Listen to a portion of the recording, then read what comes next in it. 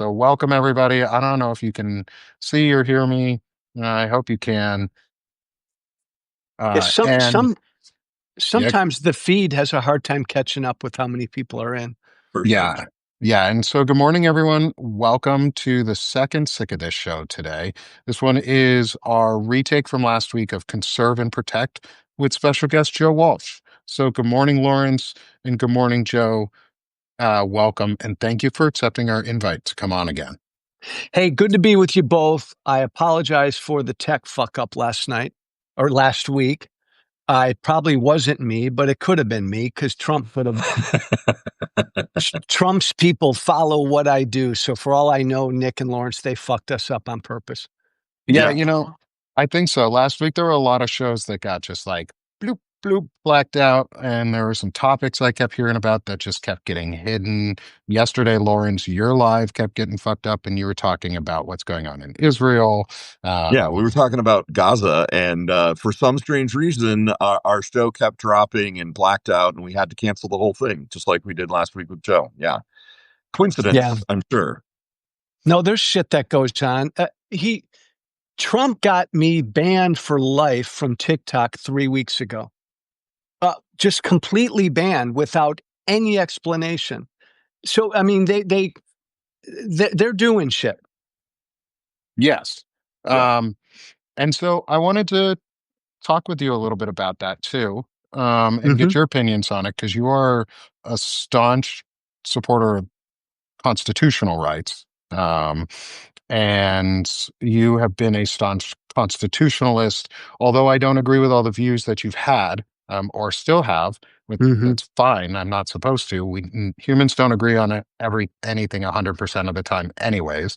If we did, we wouldn't be human. We'd be computers. Um, can you talk a little bit about how you feel about the current environment that's going on? Can you introduce yourself to everyone in the audience? I know a Yeah. lot of people know who you are, and I've heard your name, or auxiliary know who you are.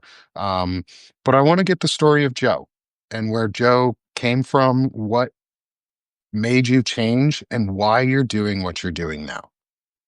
Nick, Lawrence, great to be with you. Everybody else coming in, great to be with you. In a nutshell, I'm the guy who went from the Tea Party to the Democratic Party in 14 fucking years. That is a bizarre journey. I don't know of any other high-profile public figure who took that same journey.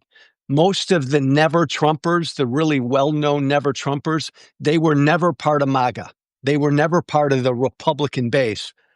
I come from the base. I call myself, guys, a reformed MAGA gangbanger. I came from the base. I left the base, was a political independent for 5 years, then joined the Democratic Party 4 months ago. I'm a former Republican congressman, former right-wing media star. I ran for president in 2020. I think Donald Trump is everything our founding fathers feared. I want 3 parties. I want 4 parties. I want 5 parties. I want to blow up our politics. But right now, my former party needs to be defeated because fascism is here. And so I got no fucking patience for people who bitch and moan about other shit. Right now, we're all Democrats. Right now, we got to defeat that threat. I love that. Thank you for that just clear assessment of, or introduction of the threat. We're in fascism. We're in an authoritarian dictatorship that is trying to take over and destroy our democracy.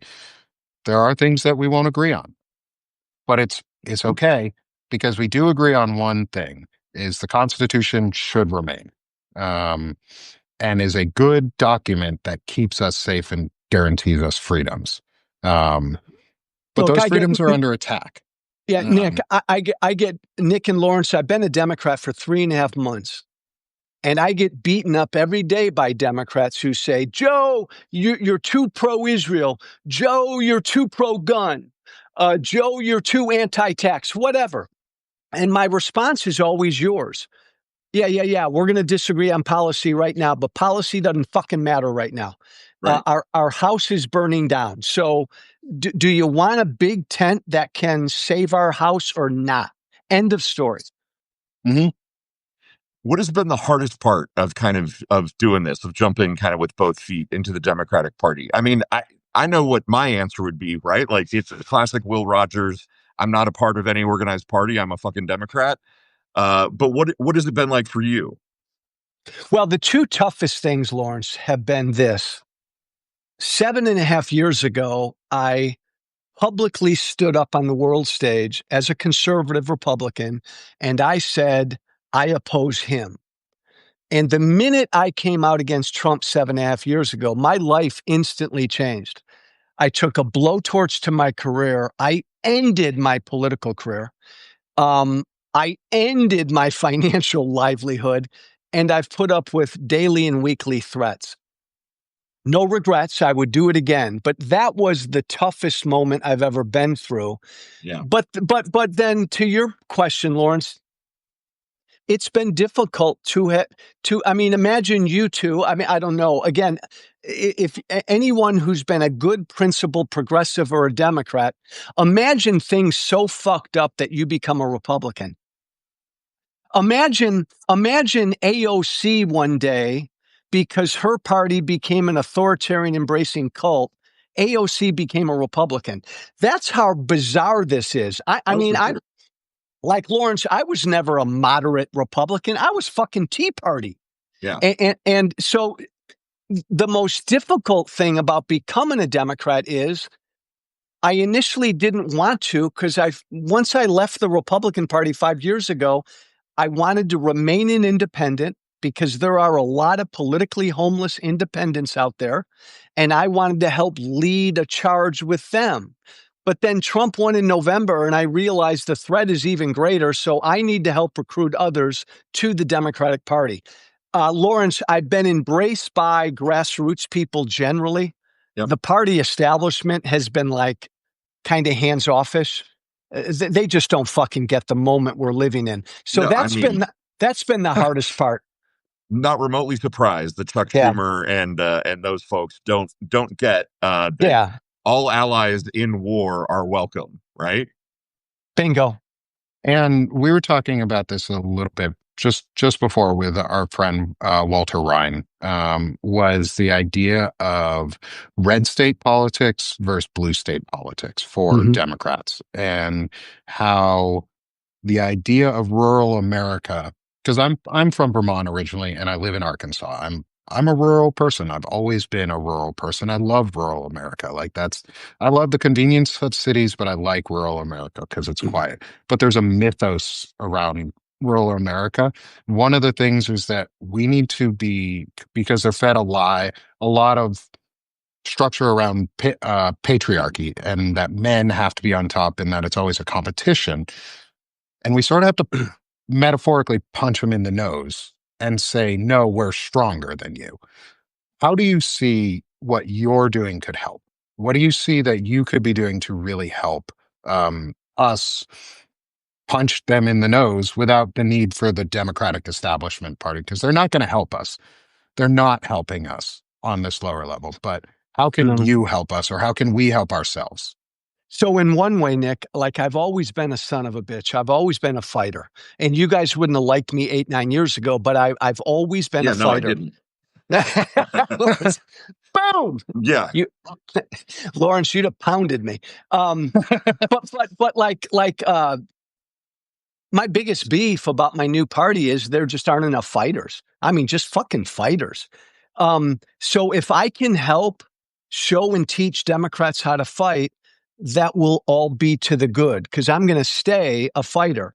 The second thing is,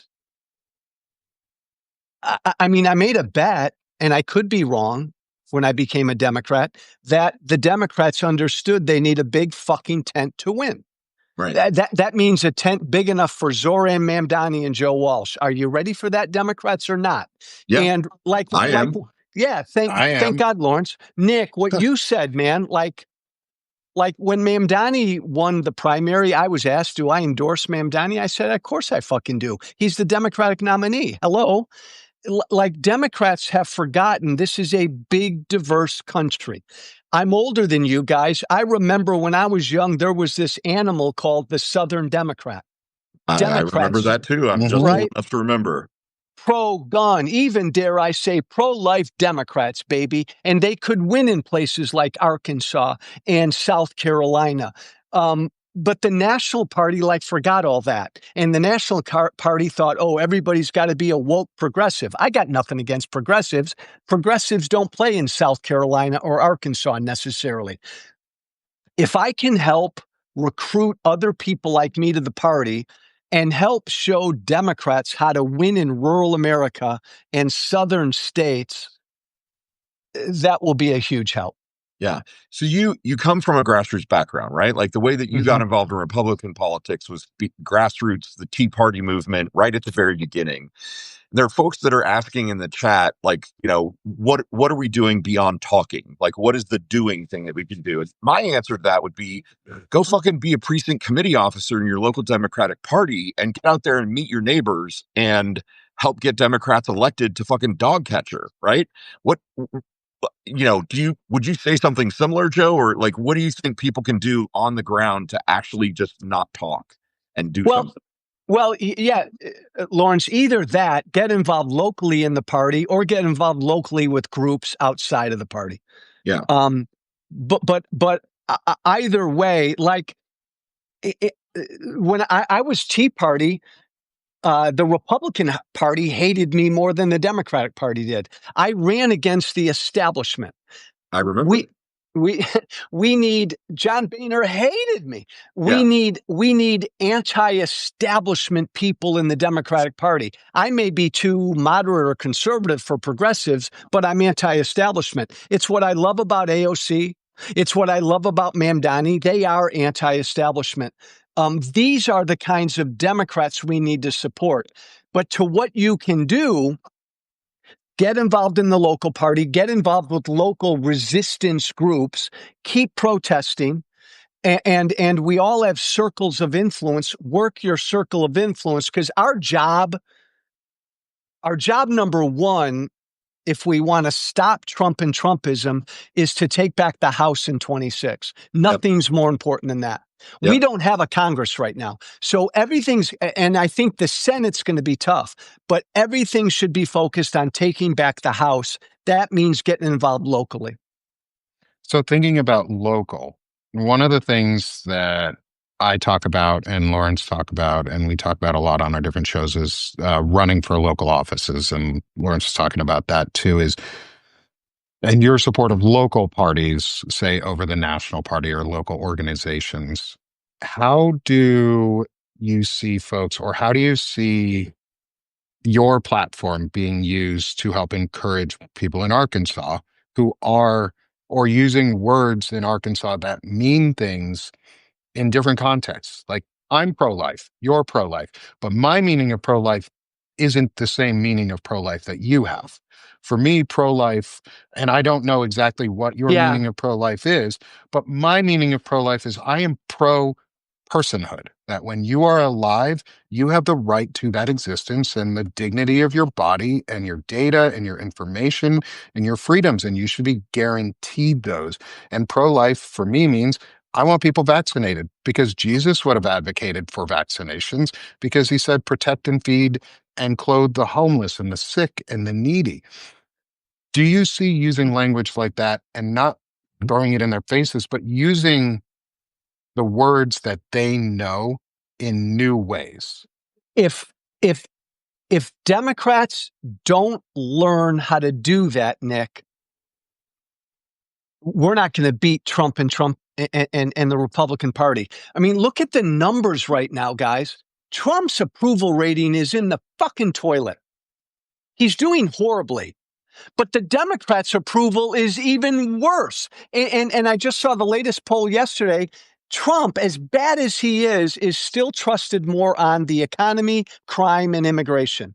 Because these are... Well, how the fuck? But how the fuck, Lawrence, is these are issues Democrats don't know how to fucking talk about. Like, listen to regular people. Yep. Democrats have become so fucking elitist. To your point, yes, Nick, Democrats have lost. Like, how the hell did this You watched that press conference yesterday with him and RFK. I mean, Trump again, an hour and a half talking about autism, talking about shit he has no idea about. People will die because of what Donald Trump said yesterday. How the fuck did this guy become president again? Democrats still don't know the how. Democrats still don't understand that they lost connection with regular people where you live, Nick, but not just in rural America. Regular black guys on the south side of Chicago, Democrats lost touch with because they talked about a lot of shit that regular people didn't care about. If they don't start to do this again, they're not going to win, as bad as Trump is. Yeah. And I'm gonna address something going on in the chat because we like to do that because there's someone you've been in my chats a lot. You are a subscriber of mine. You seem to be a subscriber across all the bases. But we're not going to be derogatory towards women here. We're not going to tell AOC that she has to fucking cut her hair or take her voice down an octave because that is fucking bullshit and gross. And I can't block you from my phone, but I'm going to kick you out of this chat, Stuart Cohen, for telling women that they need to tone it down because the fuck they do. Women need to tone it up. Women should be toning it up. And that's why I'm fucking out here because my daughter's rights are being stripped the fuck away. Don't tell women to tone it down. And also, amen. Don't then accuse my brother Lawrence Winnerman of being a MAGA fuck because he certainly is fucking not, Stuart. You are a fucking asshole. You know, so all of my friends who are subscribing, unsubscribe from him because he's an asshole. You don't come into my chat. And I said we were going to be respectful in this chat and we were going to talk to people and we're going to use harsh language and truths, but we're not going to come out here and tell women they don't deserve rights and they can't speak for themselves. And you definitely don't tell my brother that he's a MAGA fuck because he sure the fuck ain't. And by the way, Lawrence, I love that t-shirt, brother. Thank you, man. Oh, Stuart, you blocked me. Oh, too bad. Sucks. Can't block you because you already blocked me. Sucks. Yeah. Thank you for that, Nick. He said that, AOC should cut her hair and lower her voice an octave. Like, come on, man. Like, we don't fucking police women's bodies or voices in 2025. The people who do that are on the other side. And, we're opposing all that bullshit. And by the way, Nick, to be clear, I stopped calling myself pro-life about 2 years ago because my side always used that phrase as a weapon. Yeah. And very effectively. They won that battle. But everybody's pro-life on both sides of the abortion issue. Everybody generally, supports life. So we're all pro-life. So I oppose abortion, but I oppose what these red states are doing where they're outlawing and banning abortions before a woman even knows she's pregnant. So that's just wacky. But I'm pro-life and I'm pro-choice. We all believe in individual choice and we all love life. We disagree on some of the particulars. See, and that's something I'm so glad you brought up and I didn't have to even probe you about or ask you about on that point is because it was brought up in our chat before or in my early live right before this of how does Joe stand on abortion? He said he's very anti and I was like, well, Joe might be, but it's a personal opinion. And from what I've heard is your opinion is it has evolved to not be oppressive towards others. It's your opinion. I oppose Roe v. Wade because I think it was horrible law. I wanted this issue settled by the people. It's going to be settled by the people. And even in red states, eventually, Republicans are going to be hurt by this because even most Republicans are not going to eventually support the extreme banning legislation that's going on in certain red states. But when it comes down to it, do you support a woman's right to have bodily autonomy and choose what to do with her body? Up until a point, Lawrence. And again, I'm no fucking expert, but there is a point in a pregnancy and I know it's evolving, where that life, you could yank that life out of the woman's body and that life can survive on its own. Whatever that point is, Lawrence, that's, in my mind, as a libertarian, the state has to protect that life. Whenever that is, the point of viability, whenever that is, Yeah. that's where a woman no longer has a choice. The state has to protect that life. But that's, and by the way, that's kind of what Roe eventually got to. Right. Yes, and right, as Pete Buttigieg eloquently said a couple years ago when asked a similar question, in the vast majority of situations where the fetus, where Oh, women yeah. are making a decision later in their pregnancy, it is due to a severe medical complication. Like these are babies that are wanted, that names have been picked out, clothes have been bought. It's a devastating diagnosis to get, and so I just want to acknowledge that when people talk about not just viability but the late stage stuff, like those are catastrophic medical situations, right? No, agreed. In the vast majority of cases, you are correct. Not all, but in the vast majority. And as we all know, the vast majority of abortions in this country happen well before you ever get there. Right. Yeah, and I want to address too in the chat, like, yes, there are three men talking about women's rights on a screen right now. And we're all talking about women deserve rights and autonomy and protections. And we're not saying that women don't have rights. And I'm glad people are putting opinions in, but let's listen to the whole context, please, because Yeah, and we are important about context here and the why. Why we're talking about this isn't because we want to ban abortions or any of that shit. We're talking about this because you guys asked us to get Joe's thoughts and understand where Joe comes from. So let's please also take into consideration that we're answering your questions and we're answering things that other people want to know about on Joe's opinions. the other This thing, is for Joe and for us to learn. and the other thing I'd say, Nick, is like somebody said, stay out of stay in your lane. Look at a man can have an opinion on abortion. I've never served in the military. I can have an opinion on war. Let's stop that bullshit, right? We all can have respectful opinions. The final point I'll make on this issue, though, guys, and maybe you disagree with me, I think the Democratic Party should be big enough to embrace.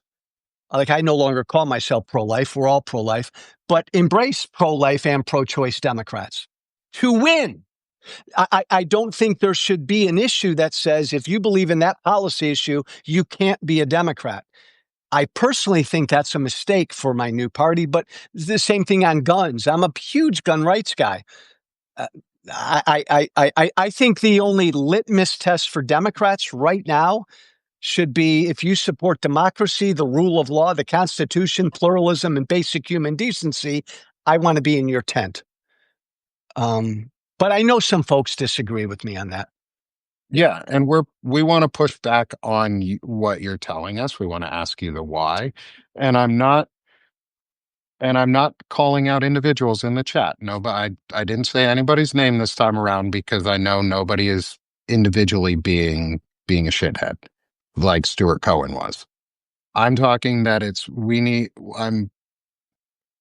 I appreciate the comments and the way that it came out, the way that it was perceived, which is part of the problem is we're perceiving comments without seeing your faces, without hearing the emotion behind them.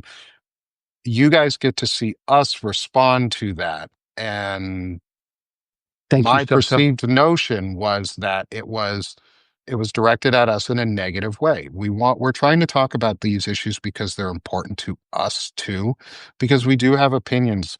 My opinion is that women deserve the respect to have bodily autonomy, and life is precious, and we should find a way to respect women's bodily autonomy and ensure that life remains precious, so that we're not killing women and we're not killing babies. But like Lawrence also said, and like I also know, is that most, like 99.99% of abortions, plus a couple extra nines, when they're in late stage third trimester, it's a catastrophic incident. And it's not something that the woman or family wants. Like those don't happen. And if they do, that's a choice that the doctor and that woman have made. And we also kind of, I mean, it's a hard choice to make, and it's where that line comes in on what is life. And as a former Jewish person, or as a someone raised Jewish, life is at birth. Because when you take your first breath is when you, out of the womb is when you become alive, is when your soul enters you and you become unique individual. So for me, that means they have to be born. But I'm not saying Joe has to believe that or Lawrence has to believe that. And that's where shades of opinion come in. So, Joe, taking on that, what do you think on the thoughts that I just said? Because I think life starts when you're born. I've always believed that a life begins at conception. And again, look, I'm generally very libertarian in my politics. I believe in freedom, individual freedom.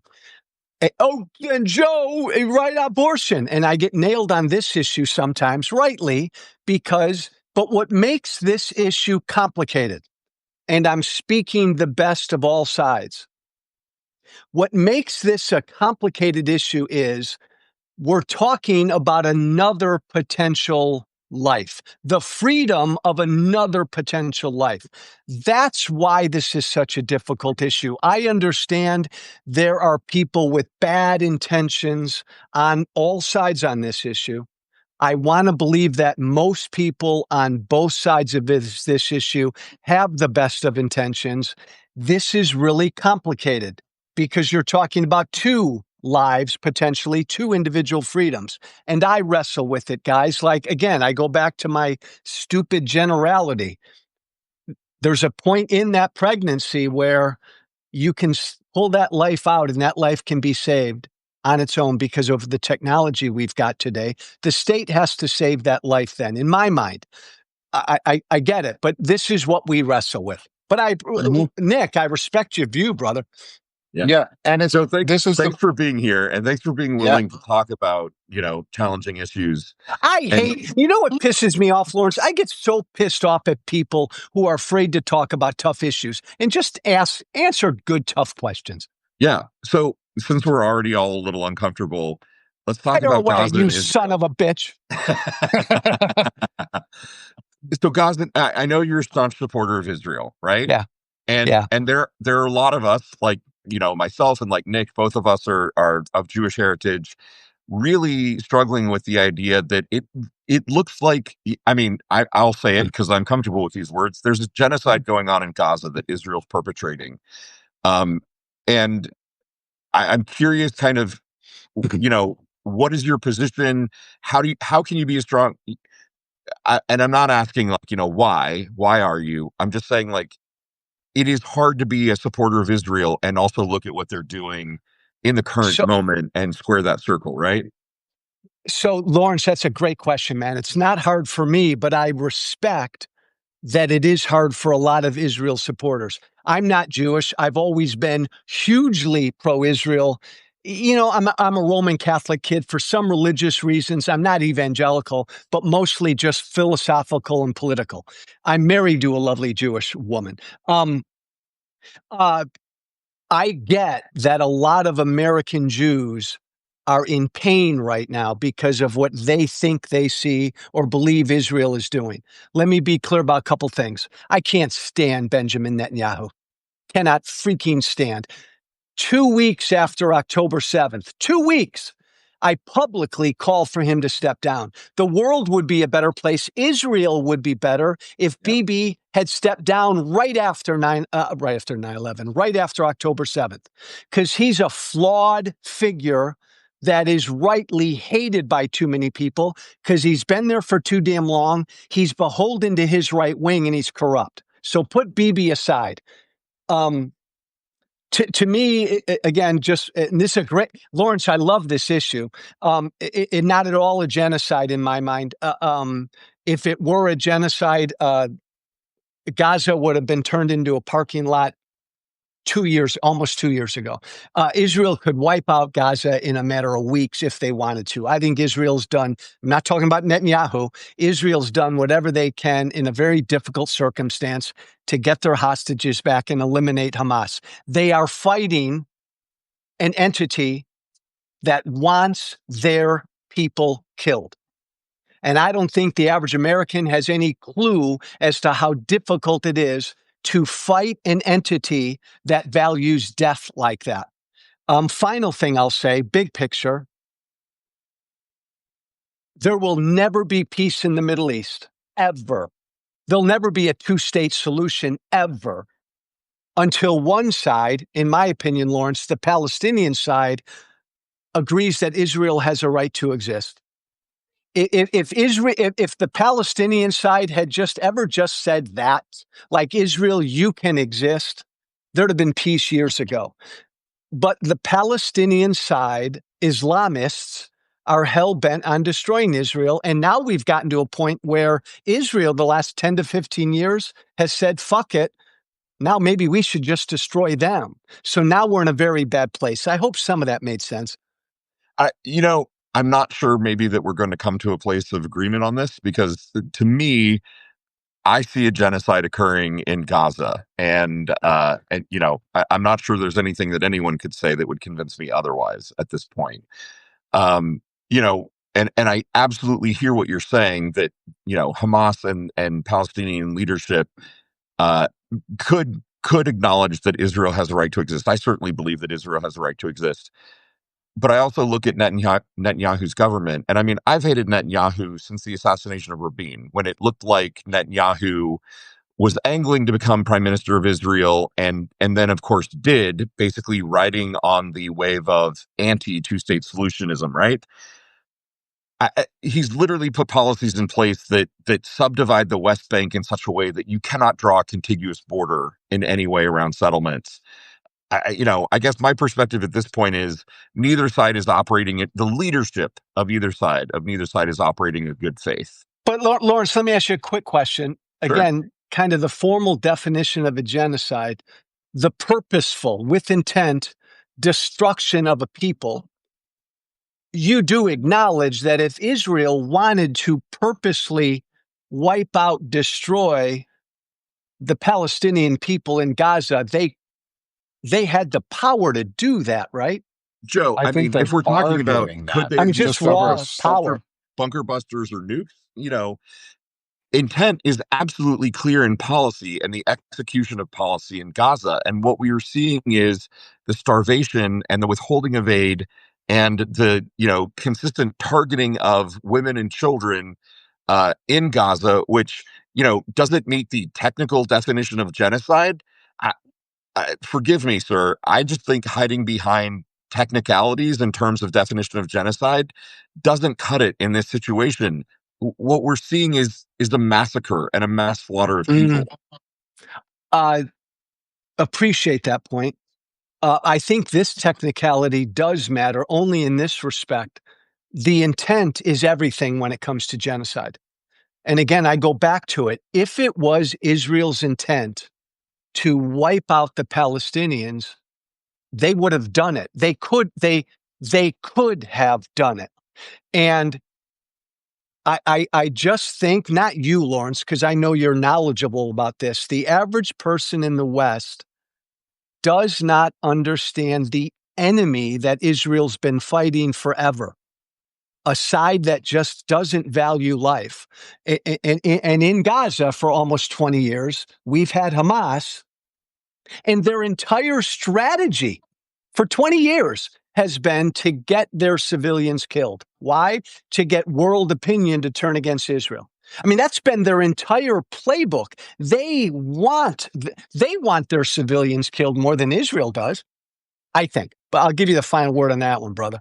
I think, Joe, I really like you, man, and I appreciate you being here. I'm not sure that we're going to see eye to eye on this one.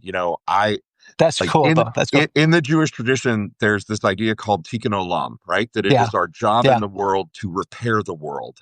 And I just don't see what Netanyahu and Israel are doing in Gaza as doing anything to repair a broken situation. Hey, brother, my big Jewish brother, take Netanyahu out of the equation. October 7th happens. Right. What should Israel right? do? And I think in that moment, Israel could have, in that moment after October 7th, which was absolutely a horrific act, and Israel absolutely had the right to respond with strength and with power in that situation. I would never deny that. I think in that moment, Israel had the world on its side. And if it had created a coalition to go in and remove Hamas from power and to liberate the Palestinian people so that they could self-determine a government other than Hamas. And I know what you're going to say. They voted Hamas into office. No. But if in that moment, Israel had done the bigger thing and created a coalition of powers to help liberate the Palestinian people from the oppression under Hamas, that could have gotten us a different situation than what we're facing today. Who? And my response would be, who would that coalition have been? And my other response would have been, you're talking about 17 to 18 years of Hamas fortifying an urban area, turning it into a terrorist compound with some thousand miles of tunnels. To just say that we're going to form a coalition and dance on into Gaza and try to gently nudge Hamas out of power, I don't know how the fuck you do that. Yeah, I didn't say gently, and I didn't say dance. Would Then it be hard? how do you do it? How do you do it? It would be really fucking hard, right? And but I think if you had gotten the U.S. and France and the U.K. and oh no, I loved you, man. If I were with you right now, I'd slap you upside the head. No freaking way. Here in the U.S., I mean, Biden pro-Israel. No way would the U.S. have agreed we're going to join a coalition, send American troops on into there. And if we wouldn't have done that, no way France or the U.K. or any European country. It would have been nice if they had tried, right? I think another thing we could have done was prosecuted Bibi Netanyahu ahead of time, and forced Israel to continue that prosecution.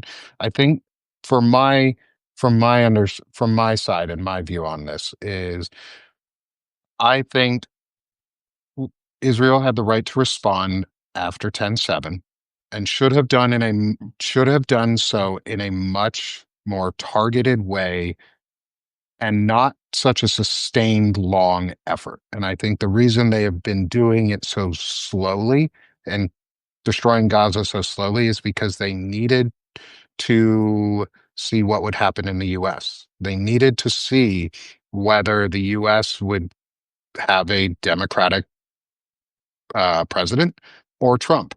And I think Trump changed the equation because he won't put any pressure on Bibi to stop unless there's certain like pictures or things that he sees. Because for some reason, Trump sees pictures and hears about kids. There's an instant connection that he always goes to with kids. And I don't think it's because it's a good thing. But he sees starving kids and it makes him upset. But I don't think he sees it in the same way that either that Vice President Harris would have seen it, or that even Biden saw it.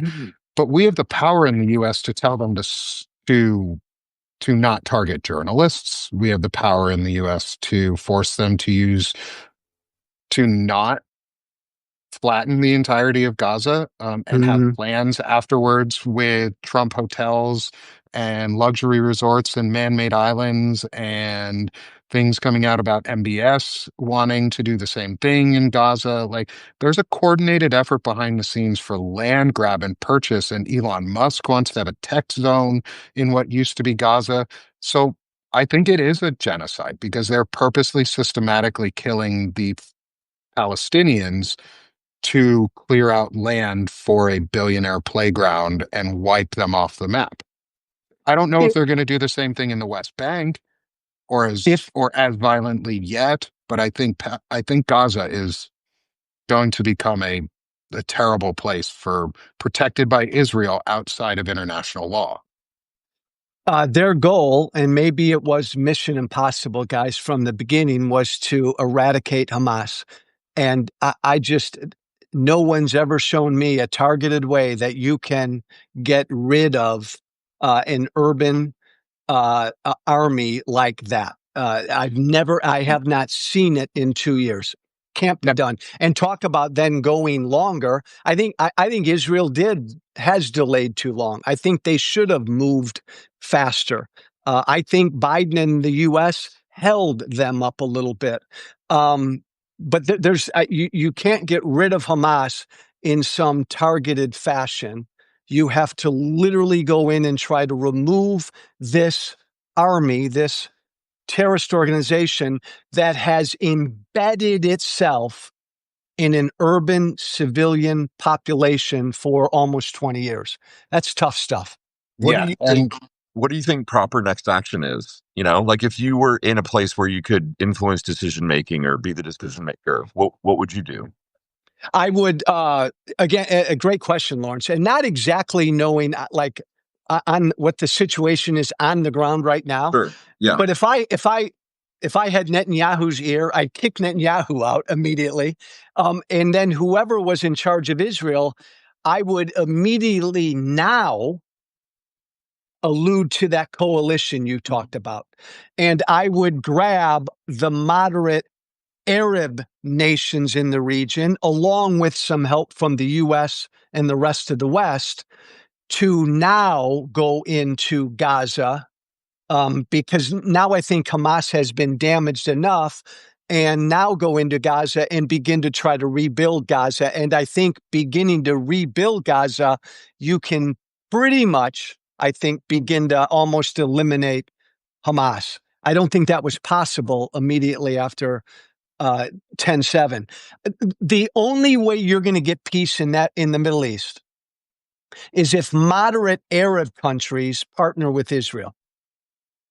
Because the threat in the Middle East is Islamism, not Islam, but Islamism, radical Islam. So the only way you ever get peace in that region is if moderate Muslims become allies with Israel and you target the radical Islamists, of which Hamas is just one entity.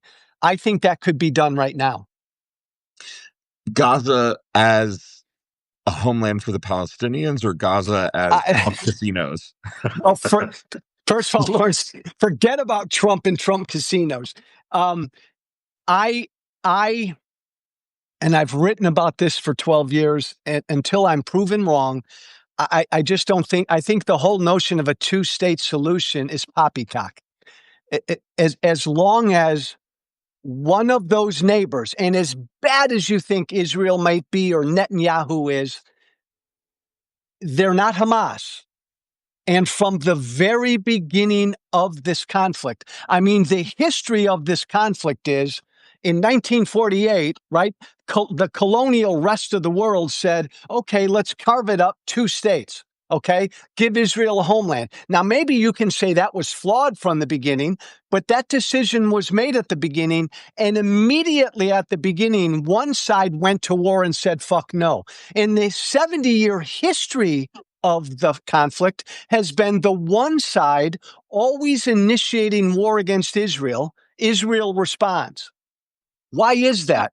Because the one side, guys, from the very beginning has been pissed off that Israel was ever given a slice of anything. They do not believe Israel has a right to exist. You can fucking carve up that area of the world however you want. But as long as a people believe that, you'll never have fucking peace. Don't you agree? Yeah, I do, Joe. Absolutely. And, being I raised love Jewish, this issue. I love this issue. Being raised Jewish, one of the things that I was taught in Hebrew school when I was a kid was that, Israel demonstrated its military superiority in 67, right? Like the land was captured, the Sinai was captured, Gaza and the West Bank were captured because the plan was trade land for peace. And that worked with Sinai and Egypt, right? That's Sadat and Menachem Begin, and the intent, what I was told as a kid, was Gaza and the West Bank can be traded to Palestinian people for Palestinian state. And then that fell apart, in part because of Rabin's assassination, because Netanyahu led a coalition of people pushing back Yeah, but you're against the down, two-state solution. Lawrence, my big bearded Jewish brother. You're down in the fucking weeds. You're down in the weeds. Just acknowledge with me that the history of the region has been Israel, you get this. Palestinian people, you get this. Now, maybe that was a stupid thing for the UN to do from the beginning, but they did it. Absolutely. Yeah. But they did it.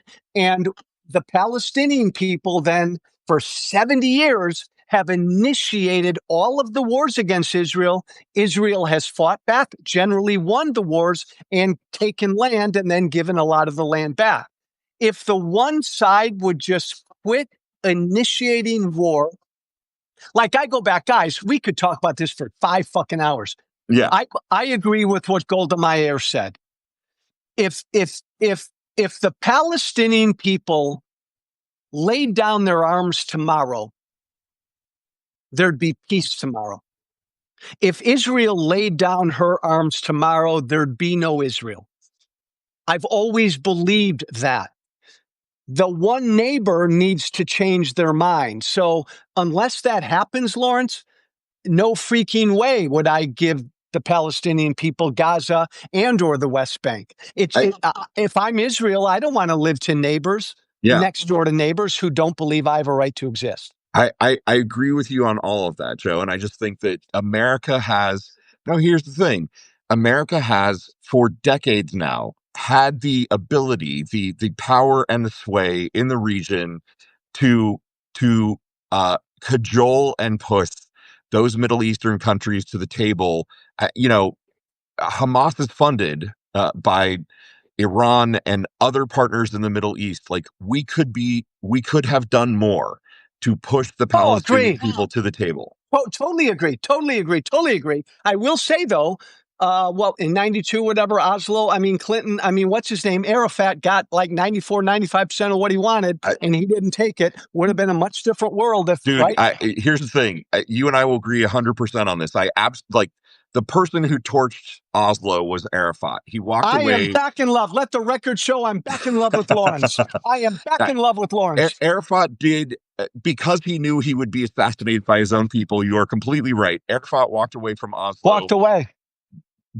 Even though he got like 95% of what he wanted, which is terrible negotiating on his part.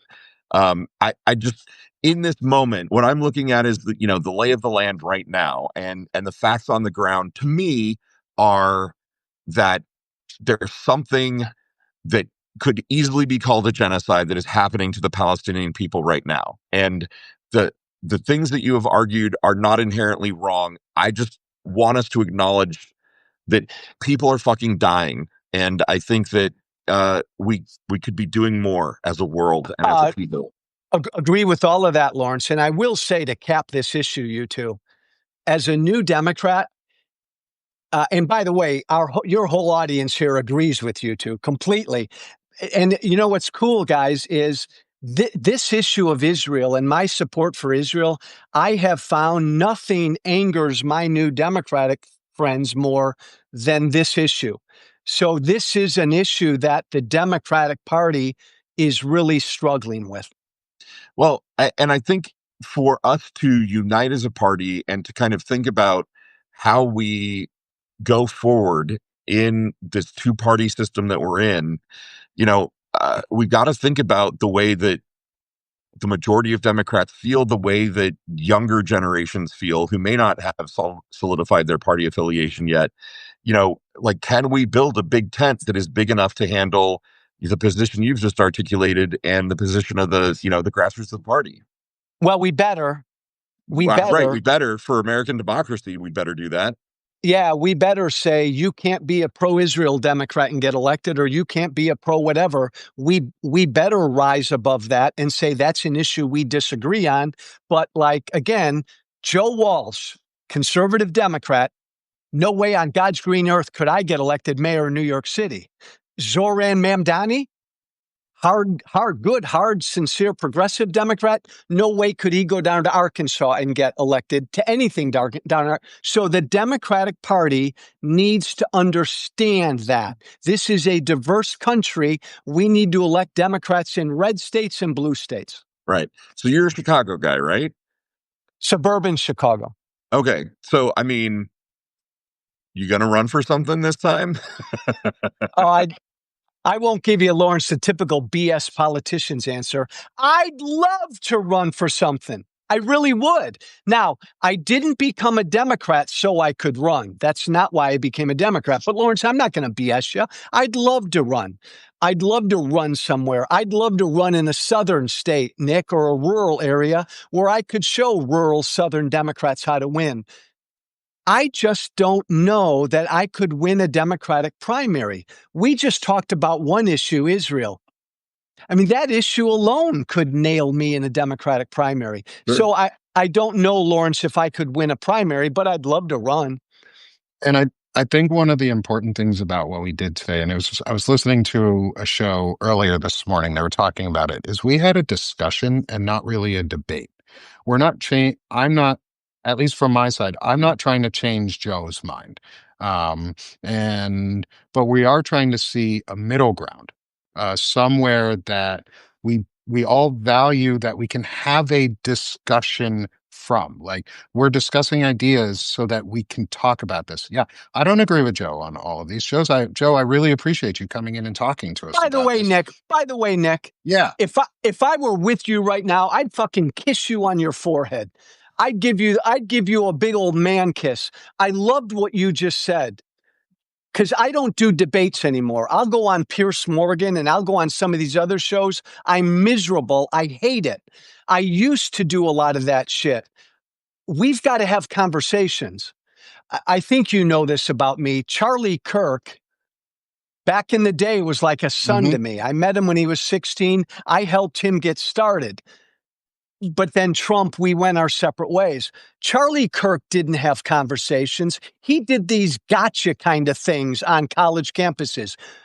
What we got to do is what the three of us did right here. We had a conversation. Yeah. Yeah.